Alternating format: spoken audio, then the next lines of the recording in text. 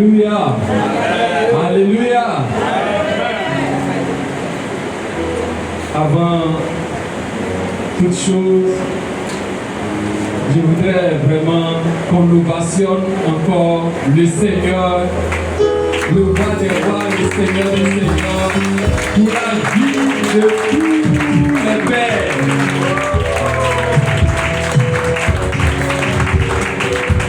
C'est un grand jour aujourd'hui. Les pères sont célébrés et je voudrais commencer à dire bonne fête des pères à notre père à tous, notre papa, le pasteur principal, notre père, papa, bonne fête des pères. Alléluia. C'est notre couverture.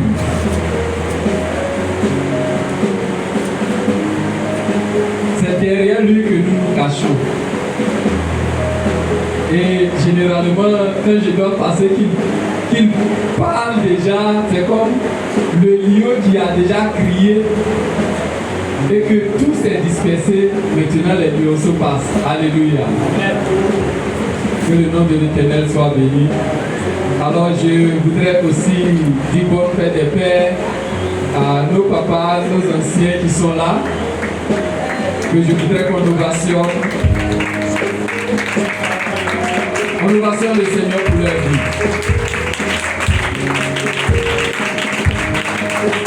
Encore plus dit bonne fête des pères aux serviteurs de l'Éternel qui sont là, qui sont toujours à leur poste, qui travaillent nuit et jour pour le Seigneur auprès de notre papa principal.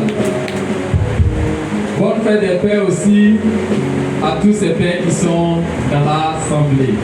Que le Seigneur nous bénisse. Ce matin, c'est un jour spécial et notre Père a voulu que je sois là. Ce n'est pas parce que je suis digne de le faire, mais il a voulu que je sois là. Alléluia. Et le Seigneur, dans sa miséricorde, il nous a donné une portion de l'écriture qu'on va partager. Je voudrais que chacun de nous soit vraiment attentif. Parler, c'est difficile. Soyons attentifs.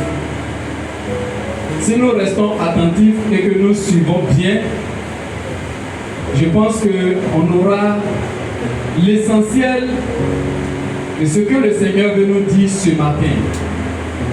Et cela, ce que nous allons entendre, va encore édifier notre vie, va ajouter un plus à notre vie spirituelle. Alléluia.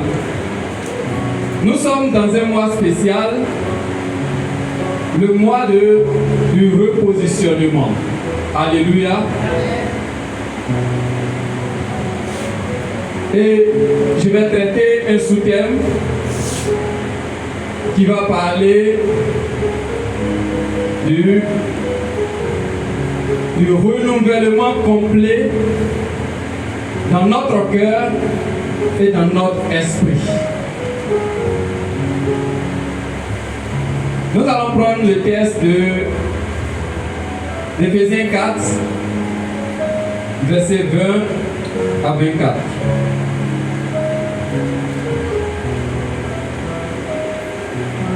On peut lire tout ce chapitre à la maison. Vous pouvez lire jusqu'à 32 ce matin-là pour pouvoir partager le message, mais on va prendre déjà ces 4 versets. Si quelqu'un a trouvé,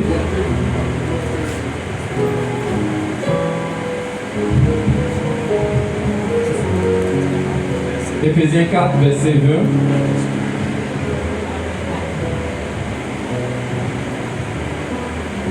Éphésiens chapitre 4, à partir du verset 20. Je lis la parole de Dieu. Mais vous, ce n'est pas ainsi que vous avez appris Christ. si du moins vous l'avez entendu, et si, conformément à la vérité qui est en Jésus, c'est en lui que vous avez été instruits à vous dépouiller, eu égard à votre vie passée, du vieil homme qui se corrompt par les convoitises trompeuses, à être renouvelé dans l'esprit de votre intelligence et à revêtir l'homme nouveau, créé selon Dieu dans une justice et une sainteté que produit la vérité. Alléluia. Alléluia. Merci, pasteur. C'est ce texte-là que nous allons partager ce matin. Et comme je le disais, c'est le mois du renouvellement, du repositionnement plutôt. Voilà, merci mon frère. Et quand on regarde, le repositionnement est défini de la manière suivante. Le repositionnement est l'action de Dieu qui place une personne à l'endroit de sa destinée après une période d'épreuve, d'errance, d'humiliation ou de préparation. Alléluia. Et le texte que nous venons de lire, parle un peu de Jésus, sur qui nous avons eu des enseignements. Alléluia. Alors que ce Jésus-là est le fondement du repositionnement divin.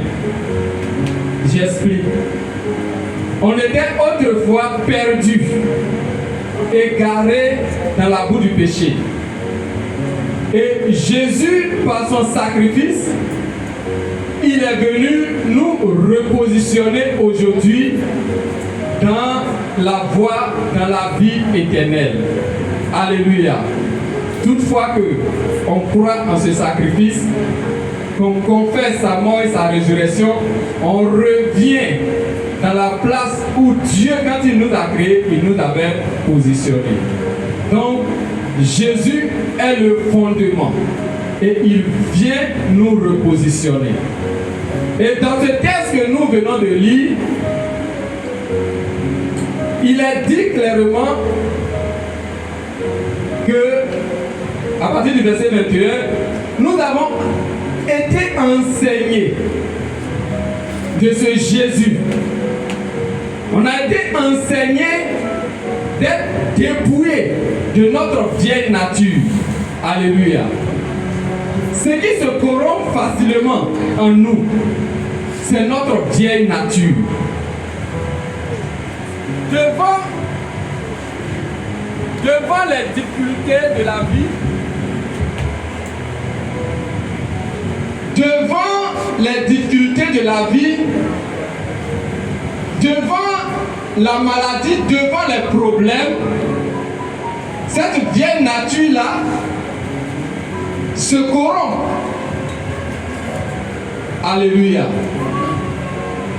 Elle se corrompt. Raison pour laquelle, ici dans le passage que nous avons lu, il nous est demandé de nous dépouiller de cette vieille nature et de se renouveler. Dans notre cœur et dans notre esprit. Alléluia. Alléluia. Donc ce matin, Dieu dans son amour, il va nous aider. Parce que la vieille nature a trois racines que je vais toucher. Trois racines que je vais toucher. Qui lorsqu'elles sont corrompues, notre vie va ailleurs. Alléluia. Lorsque ces trois racines sont touchées, notre vie va ailleurs. Il y en a plusieurs, mais ce matin, je vais toucher ces trois racines. Alléluia.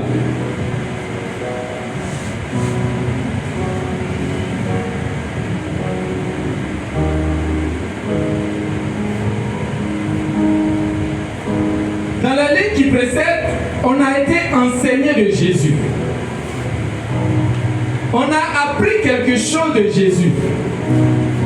Et l'enseignement que nous avons reçu de Jésus nous parle aussi de qui il est.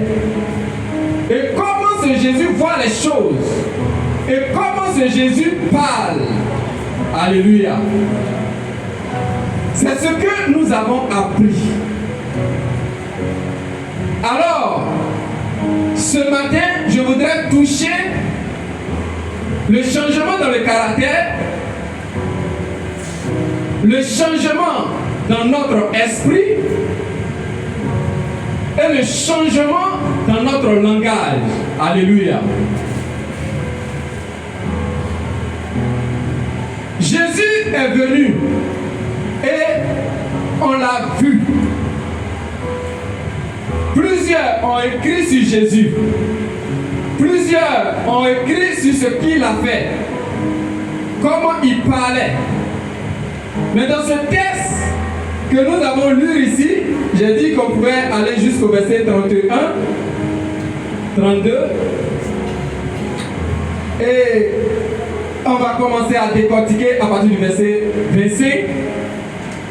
À partir du verset 25, qu'est-ce qu'il nous dit? On va voir quelques caractères. Les trois points que je vais toucher, on va parler premièrement des caractères.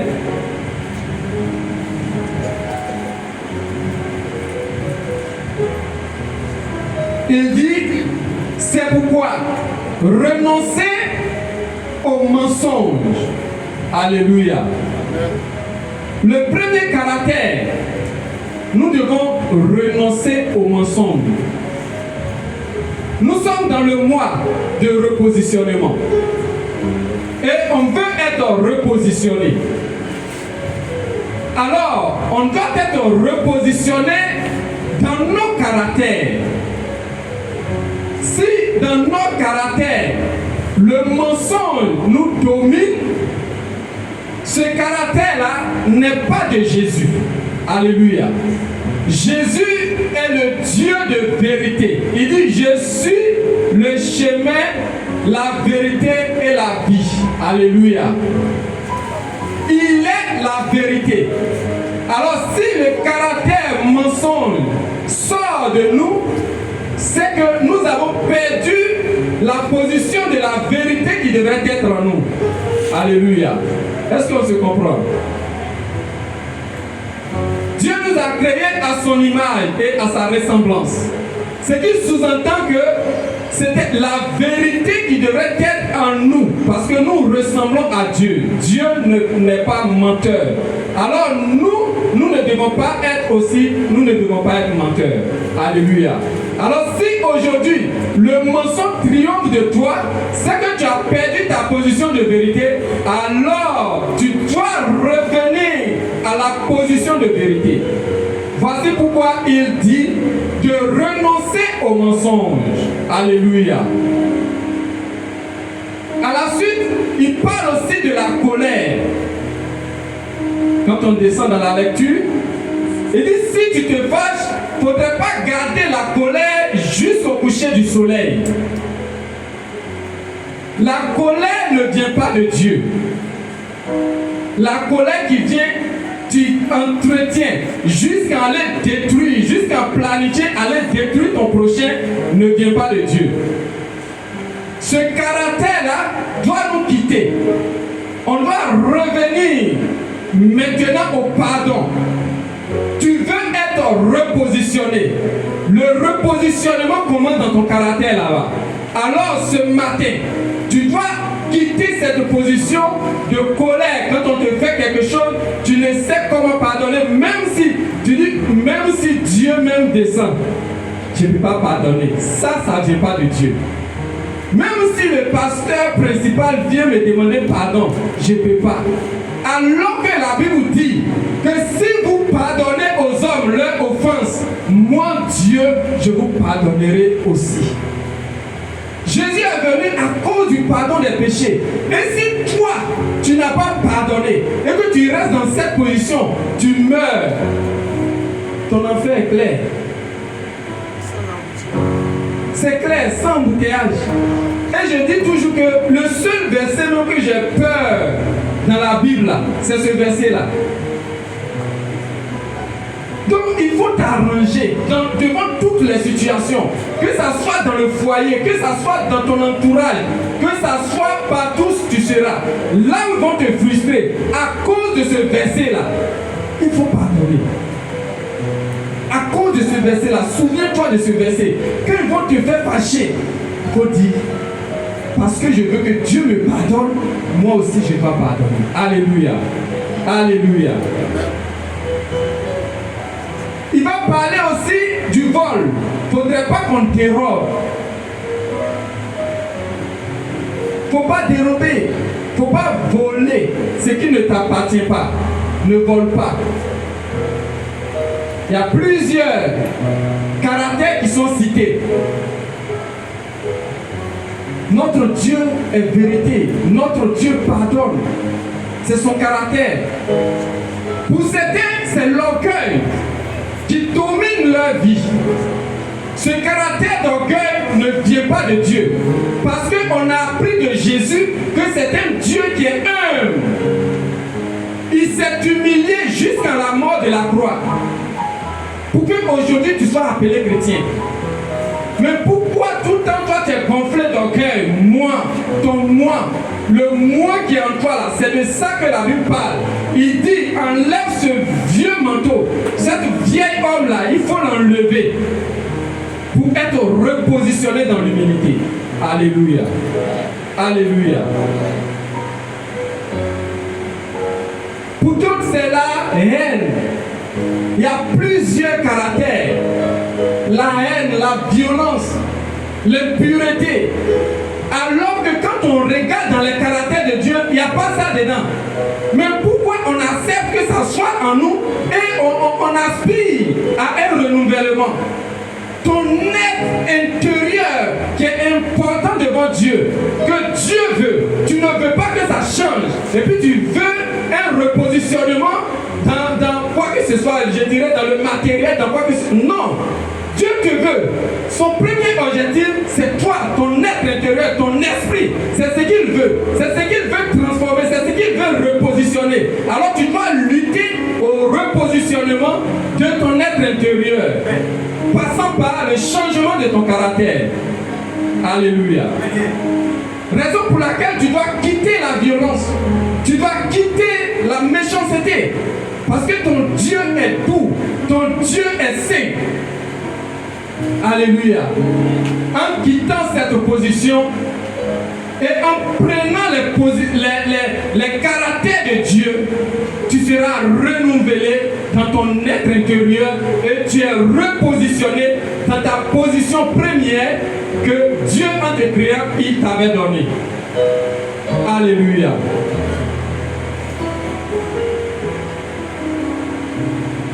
Deuxième point, on touchera la qualité de notre perception spirituelle et de notre pensée. La qualité du cœur. La qualité de notre pensée. Nous devons être renouvelés dans notre pensée. Alléluia.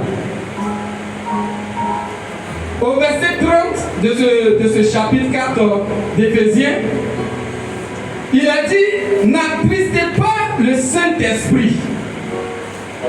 N'attristez pas le Saint-Esprit de Dieu, par lequel vous avez été scellés pour le jour de la rédemption. Alléluia.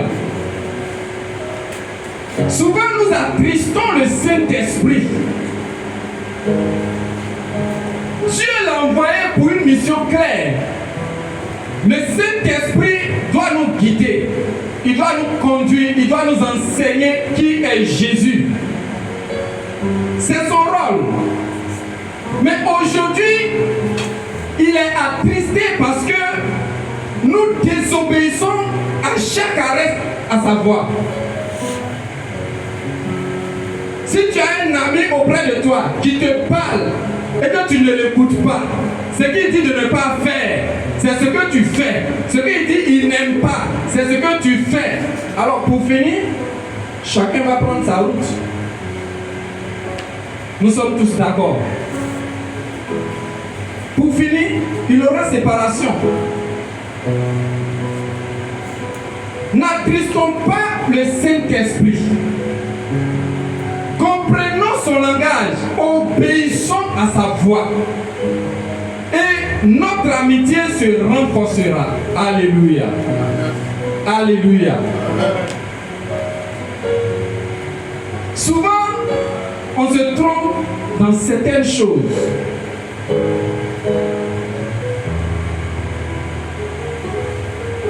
Généralement, on pense que, bon, parce que je fais les songes, le Saint-Esprit est toujours avec moi, il me parle. Parce que j'ai des visions, le Saint-Esprit avec moi, toujours il me parle. Détrompons-nous. Détrompons-nous. De la même manière, tu fais les songes là. Le païen aussi fait les songes. On est tous d'accord. De la même manière, tu as les visions. Le païen aussi fait des visions. C'est Dieu qui nous a créés. Il nous a créés tous à son image. Les songes, les visions et autres, ce sont des voies par lesquelles Dieu communique avec l'être qu'il a créé. C'est pas parce qu'il est encore païen que souvent il ne nous donne pas les messages. Quand il y a des messages que Dieu veut donner aussi aux païens, il passe par les songes. La preuve en est, dans la Bible même, Pharaon, qui était même ennemi juré des Juifs, qui les a maltraités jusqu'à la mort, Dieu lui a parlé dans son songe. Ou bien, Dieu lui a parlé. Et ce que Dieu lui a dit était tellement important pour la vie de toute la nation. Ils peuvent avoir des visions. Même Nebuchadnezzar, Dieu lui a parlé dans son songe. Alors que ce n'est pas un chrétien. Vous avez même des parents à la maison qui souvent font des songes, ils vous expliquent. Et ça arrive. Ne dites pas que non, parce que moi je suis chrétien et je fais les songes. Non, tu fais les songes, c'est bon, parce que Dieu utilise ça pour te parler. Mais ce qui est encore plus, ce qui est important, ce qui est primordial, c'est de voir ta position que tu avais perdue. Est-ce qu'aujourd'hui, à l'heure où nous sommes en train de parler, dans ton caractère, tu l'as récupéré? Dans ton fond intérieur, ton esprit te dit que tu es enfant de Dieu et que tu as retrouvé cette position. C'est ça qui est le plus important. Ne nous détrompons pas. Ce qui m'a plu chez Pharaon et chez Nebuchadnezzar, ils sont bien païens. Mais quand Dieu leur a parlé dans ce songe, ils n'ont pas négligé. Ils ont cherché à comprendre. Jusqu'au point où ils cherchaient à mettre en péril la vie de certaines personnes. Mais nous les chrétiens, on fait les songes, on a les visions, mais c'est nous qui banalisons ces choses.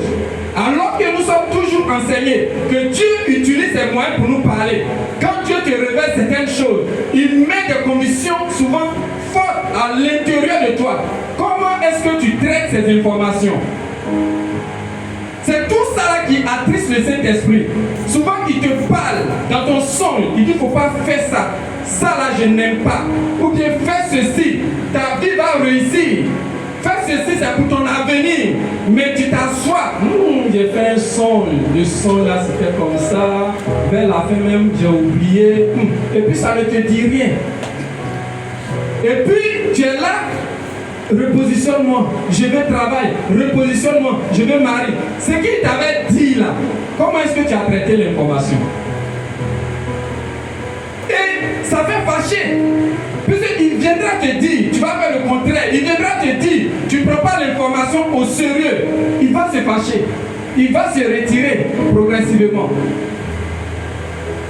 Alléluia. Alléluia. Donc, de la même manière, les païens même, qui ont reçu des révélations, ils ont pris ça au sérieux. faudrait que nous aussi là, on prenne ce que l'Esprit de Dieu nous dit au sérieux. Ce qu'il dit n'aime pas là. Soit tu as vu dans la Bible, tout ce qui est dans la Bible dit que cela a été inspiré de Dieu. Cela a été inspiré. Je crois que dans 2 Pierre 1, verset 21, il a écrit que toute parole est inspirée de Dieu. Alléluia. Donc ça là, la Bible qui est là, il n'y a pas quelque chose qui est dedans qui n'est pas inspiré de Dieu. Toutefois que tu vas plonger tes regards dans la Bible et tu vas commencer à réfléchir sur un verset, le Saint-Esprit va te parler. Mais quand il te parle, tu fais quoi de ça? C'est ça qui est le problème. Le changement dans notre être intérieur, dans notre cœur. Alléluia. Alléluia.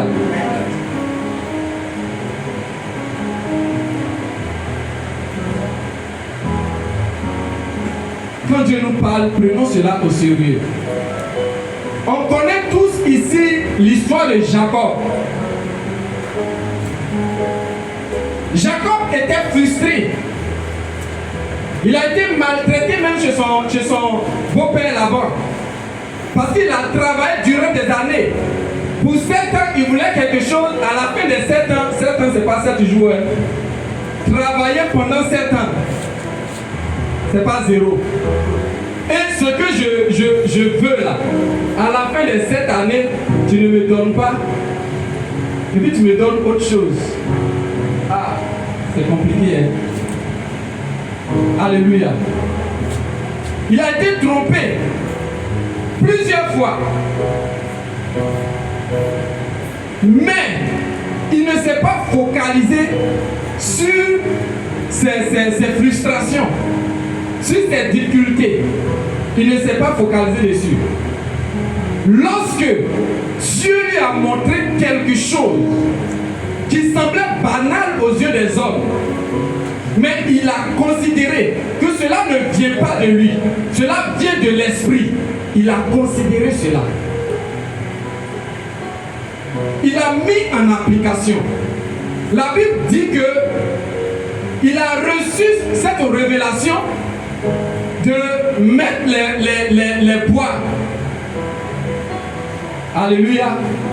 De placer les bois, les tailler d'une manière placée pour que quand les animaux vont s'accoupler, puissent voir et donner ce que lui veut. Personne n'a fait ça devant lui. Mais il a reçu ça. Et puisqu'il sait que ce n'est pas sa propre réflexion, les songes, les visions que tu as, ce ne sont pas tes réflexions, ce ne sont pas des choses que toi-même tu imagines. Seulement concentre-toi à les considérer. Lui, il a considéré.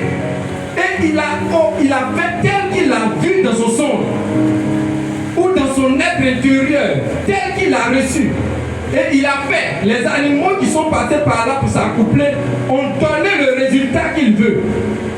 Parce qu'il voulait atteindre un objectif. C'est ce qui bout dans son cœur. C'est ce que le Saint-Esprit a alimenté dans son cœur. Et il a fait, il a reçu cela. Alléluia. Alléluia. Alléluia. Joseph a eu un songe. Nous tous, nous connaissons le songe de Joseph. Il n'a pas imaginé. Il dormait. Il dit, je me couche pour dormir, pour me réveiller demain, pour faire ce que j'ai à faire.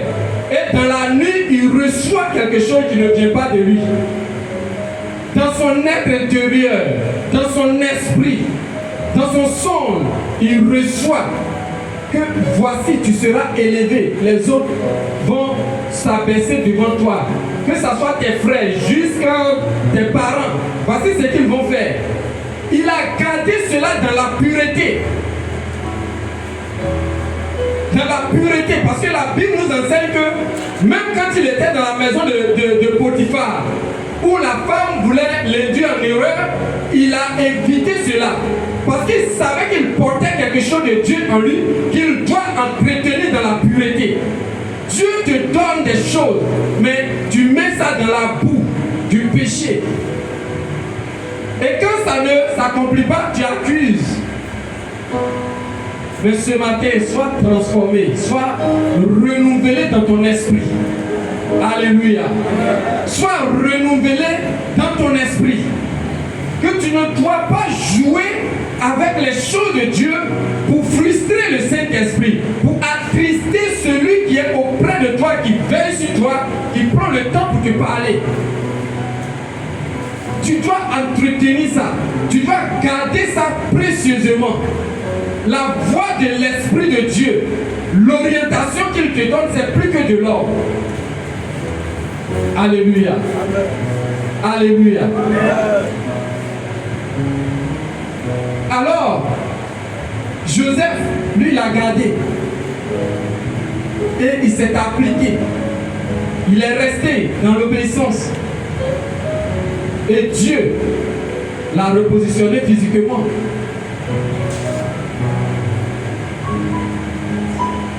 Jacob, il a reçu. Il a entretenu cela, il l'a mis en application. Ce qui a réjoui le cœur du Saint-Esprit. Parce que l'ami fidèle a vu que ce qu'il lui a dit, qu'il allait changer sa vie, il a appliqué. Quand nous prions Dieu pour une situation, Dieu nous parle. D'une manière ou d'une autre, Dieu nous parle. Ça peut être dans une vision, ça peut être une forte conviction en toi. Tu passes partout, la condition est là. Tu veux t'en séparer, tu n'arrives pas, ça est là. Il faut savoir que c'est le Saint-Esprit qui a mis cela en toi. Mets en application, tu verras. À la lumière de la parole de Dieu. Il a fait cela, il a vu les résultats. À ses côtés, le Saint-Esprit, je crois qu'il a été dans la joie. Parce que ce qu'il a dit, son ami a fait. Alléluia. Arrêtons d'attrister le Saint-Esprit dans nos comportements, dans nos actes. Ce qu'il nous dit, mettons cela en application.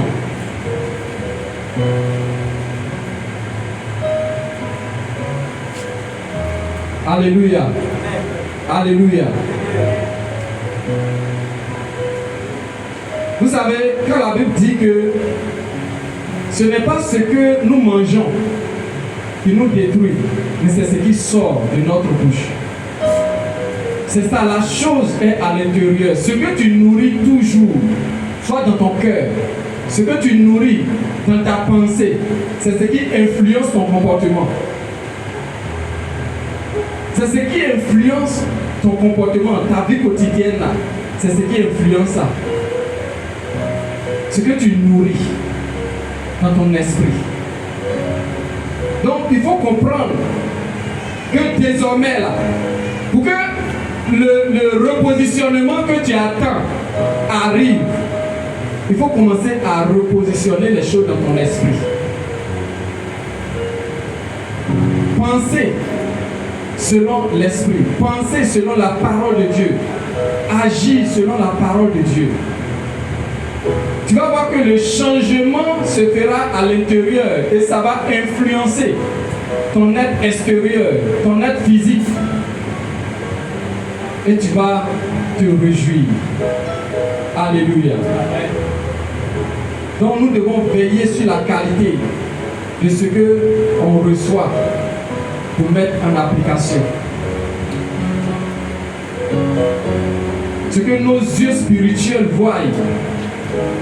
Parce que les sons, les visions, ce ne sont pas tes yeux physiques. Ce sont tes yeux spirituels.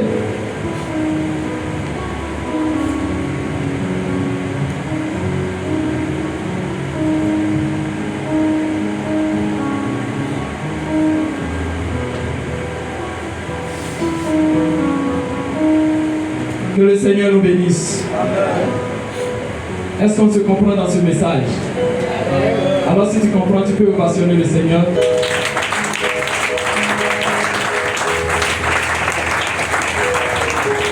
Merci Seigneur.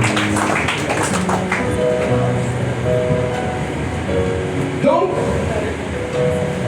si nous prenons ce temps pour travailler travailler sur ce que nous recevons dans le spirituel, ce que nos yeux spirituels voient, si nous prenons le temps de mettre en application, de réjouir le cœur du Saint-Esprit, et que l'amitié est renforcée, il nous montre encore beaucoup d'autres choses.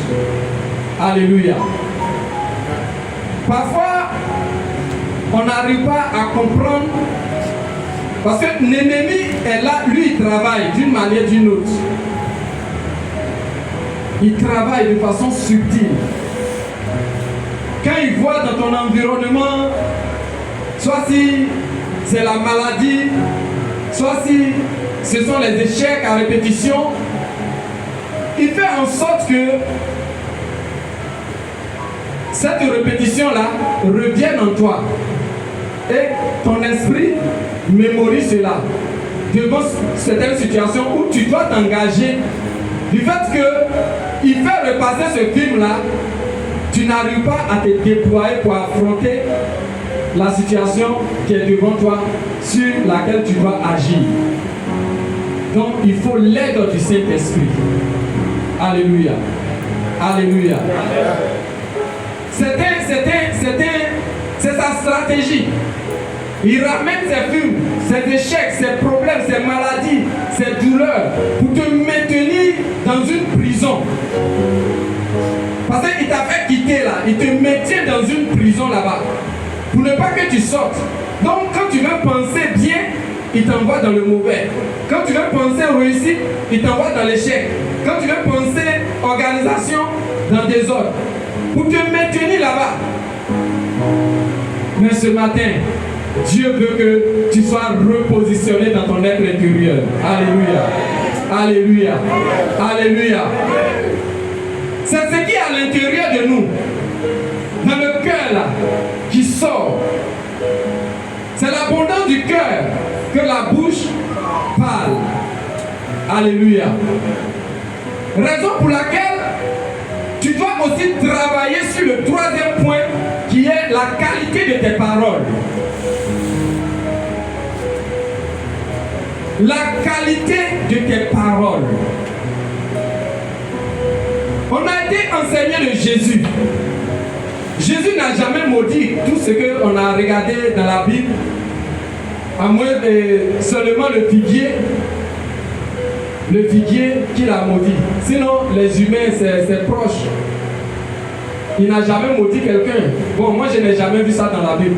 Si quelqu'un a vu, peut lever son doigt et puis on va voir le verset ensemble. Jésus n'a jamais insulté même. Mais aujourd'hui, nous avons l'art de parler mal à nos prochains. Les frustrés.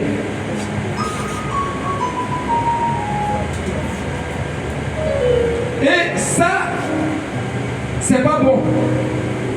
La Bible même dit dans les versets 29 du chapitre 4 d'Éphésiens que nous avons lu, le verset 29, oui, passez aussi.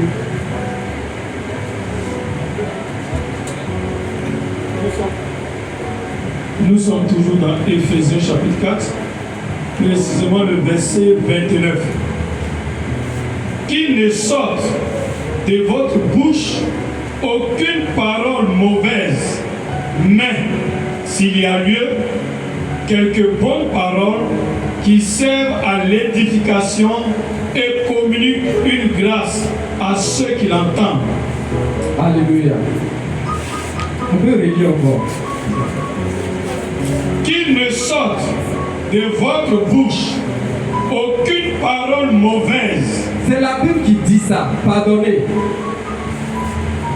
Qu'il ne sorte de notre bouche aucune parole mauvaise. Tout ce que nous prononçons là. Ce matin, on va toucher 3 orientations de nos paroles. Alléluia. 3 orientations dans ce dernier point.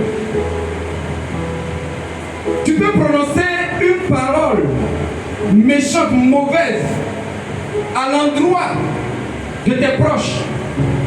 C'est une parole que tu libères. elle est mauvaise, elle a une puissance. Et le diable s'en sert pour travailler. Tu peux libérer une parole mauvaise sur toi-même. Et le diable utilise ça pour travailler contre toi.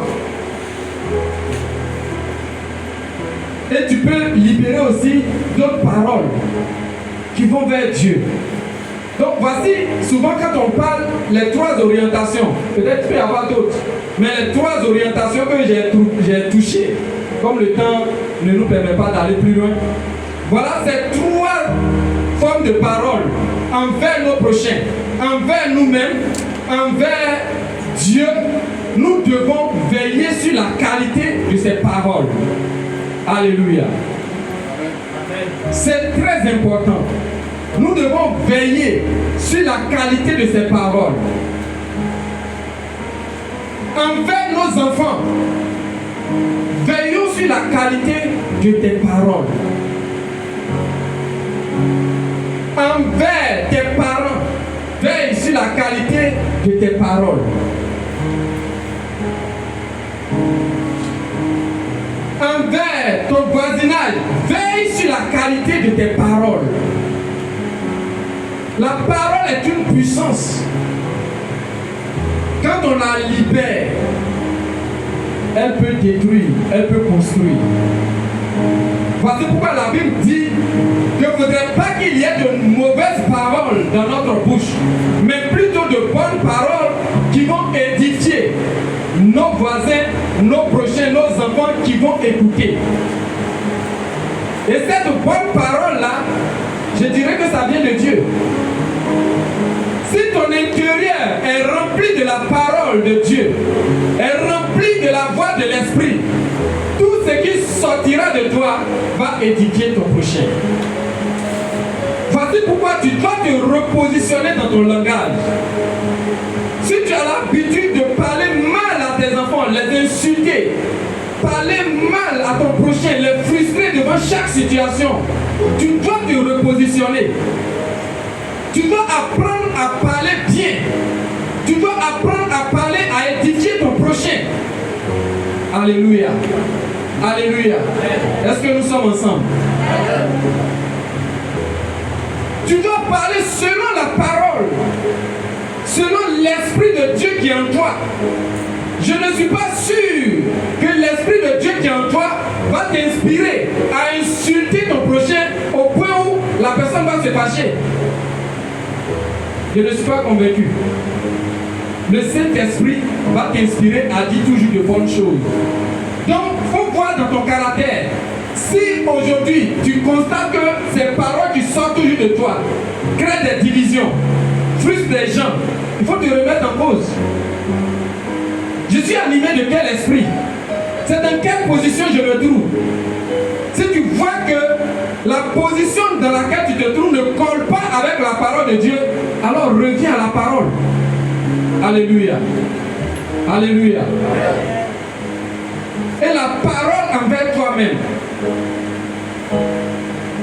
Nos paroles nous mettent souvent dans les prisons que nous-mêmes, nous n'arrivons pas à comprendre. Souvent tu dis certaines choses, tu penses que c'est de l'amusement. Mais le monde spirituel a pris note. Quand on dit Satan rôde là, il va te dévorer là, tu vas le voir, il te mord. Non. Mais il va te dévorer. Ce qu'il sort de toi là, il prend, il crée la prison et il te met dedans. C'est ça. Apprenons à bien parler sur nous-mêmes. Parce que tu vois que la situation est difficile aujourd'hui. Moi-même, je suis venu accompagner les autres. Moi-même, je fais ça ne marche pas. Et je sais que le concours même me dit d'aller présenter là, ça n'a pas marché.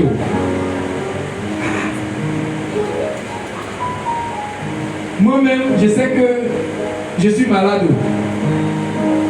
Le diagnostic que le médecin a fait là, il m'a dit que ça là, il va prendre les comprimés jusqu'à la fin de ma vie. et tu cautionnes ça. Alors que la parole est là pour toi. Alléluia. La parole de Dieu est là pour toi. C'est ce point sur nous-mêmes parce que nous sommes dans le repositionnement. Nous devons être repositionnés. Alors c'est ce point-là même que je vais plus toucher dans ces 3 derniers points-là. Sur nous-mêmes, nous devons dire des bonnes choses. Que tu as vu le diagnostic du médecin. Il faut apprendre à parler selon la parole de Dieu. Le médecin a dit, oui, c'est la réalité qui est là actuellement. Mais qu'est-ce que la vérité dit? Jésus est la parole. Et cette parole-là qui est la vérité, je sais que dans Exode 15, 26, il est dit qu'il est l'Éternel Dieu qui me guérit. Alors je crois que je suis guéri de cette situation. Il a dit que c'est par ses maîtrisures que je suis guéri. Alors Jésus, est-ce qu'il a fait vraiment ce sacrifice, son sang a coulé? Si oui, depuis plus de 2000 ans, cette parole-là, elle est écrite, elle est la vérité. Alors par ses maîtrisures, je suis guéri. Alléluia. Alléluia. Vous savez, la parole écrite a une puissance. Pendant que j'ai reçu ce message, je réfléchissais à ça. Et Dieu me fait grâce de rentrer dans ces situations où il me parle devant chaque situation. Pendant que je pensais à ce message, dimanche dernier, on était dans le bureau de notre papa. Il y a une situation, on était en train d'échanger et j'ai dit que ça là, cette décision-là, elle a été écrite. On était en train de... Bon, est-ce qu'on a dit ça, on a dit ça? Quand on a pris et qu'on a lu, nous tous, on était quitte. On a vu que c'était écrit. Nous les humains, on a vu ça. Et ça a tranché une situation. Quand je suis venu m'asseoir, le message repassait dans mon esprit comme ça, au point où ça m'a conduit dans une autre dimension de voir les choses spirituelles maintenant. Alléluia. Et je sais que ce matin-là, l'Esprit de Dieu est en train de faire quelque chose comme ça dans ton esprit. Alléluia. L'Esprit de Dieu est en train de faire quelque chose comme ça. Quand on a lu, c'est fini. Et la parole de Dieu, qui est inspirée par l'Esprit de Dieu, le monde spirituel est témoin de la vérité de cette parole. Alors devant une situation où tu vas confesser, proclamer cette parole, dans ton esprit, dans ton cœur, dans ton être entier, le monde spirituel ne va pas exécuter la parole. Souvent le problème vient de nous. Devant la situation, on prend la promesse, on lit. Pendant qu'on lit, notre esprit est en train de dire, moi-même je suis malade. Pendant qu'on est en train de lire la promesse, moi-même je sais que ça ne va pas aller. Ce qui est en toi là, qui dit là, c'est ce qui fait que la parole ne peut pas s'accomplir. Mais si tu te mets sur la parole et tu dis que le monde spirituel qui gouverne toutes choses est informé de cette vérité. Cette vérité, elle est universelle. Cette vérité, elle est divine. Alors je proclame, et ton cœur est sur cette parole, ton âme, ton esprit est connecté à cette parole. Je t'assure que tu verras la chose s'accomplir. Ce matin, Dieu veut que tu sois repositionné dans ton langage. Devant chaque situation, tu dois être repositionné. Alléluia. Il y a plusieurs exemples. J'ai pris le cas de la maladie. Et il y a des versets dans la Bible qui disent ça. Alors, tu peux te mettre dessus et proclamer avec certitude. Le diable va te faire miroiter soit ton compte bancaire. Il n'y a rien dedans. Ça ne peut pas marcher. Toi, tu resteras pauvre. Non. C'est une situation, c'est une vérité. C'est une situation que tu es en train de traverser. Mais ce n'est pas ça qui est la vérité. Qu'est-ce que la vérité dit? Va dans la parole de Dieu. Il y a une vérité pour ça. Alléluia. Il y a une vérité pour ça. Et ça est dans la parole. Tu peux voir ça même dans 2 Corinthiens 8, verset 9. Et Philippiens 4, verset 19. Cette vérité, elle est claire. Philippiens 4, verset 19. Il dit, mon Dieu pourvoira à tous mes besoins. Alléluia. Selon sa recherche. Tu peux lire 2 Corinthiens 8, verset 9 là à la maison. De riche qu'il était, il s'est fait pauvre. Attendez, vous pensez que ils ont écrit ça pour rien? C'est une vérité. De riche qu'il était, il s'est fait pauvre pour que moi, je sois aujourd'hui riche. Si tu confesses et que ton âme, ton esprit est en connexion avec cette parole et que tu médites sur ça, quelque chose va changer dans ta vie bancaire. Amen.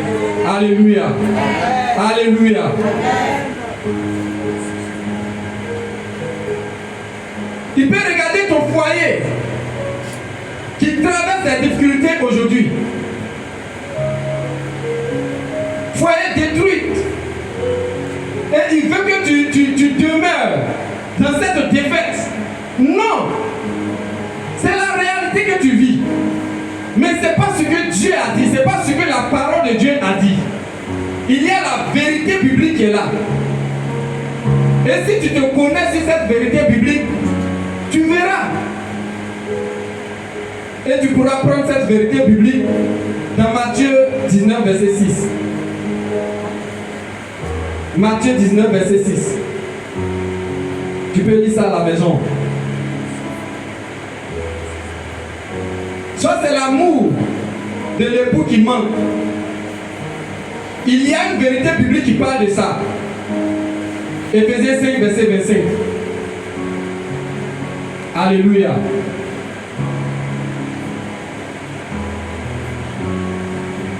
C'est une direction divine, tu veux. La Bible te donne une direction divine. Tu peux voir cela dans Psaume 32, verset 8. Alléluia. Alléluia. C'est le combat spirituel. Il y a aussi un élément dedans pour ça. Dans Ésaïe 54, verset 17. Ce matin, ce que Dieu veut, c'est que tu sois repositionné dans ton caractère. Alléluia. Tu sois repositionné dans ton caractère, tu sois repositionné dans ton cœur, dans ta pensée et dans ton langage pour que le repositionnement que tu attends de façon physique puisse paraître. Alléluia. Alléluia. Est-ce que nous pouvons acclamer le Seigneur et rendre gloire? Parce que c'est lui qui le fait. Ma prière pour vous, c'est qu'il vous aide à comprendre et à garder cette parole et à l'appliquer à votre vie pour le repositionnement de chacun de nous. Que le Seigneur nous bénisse.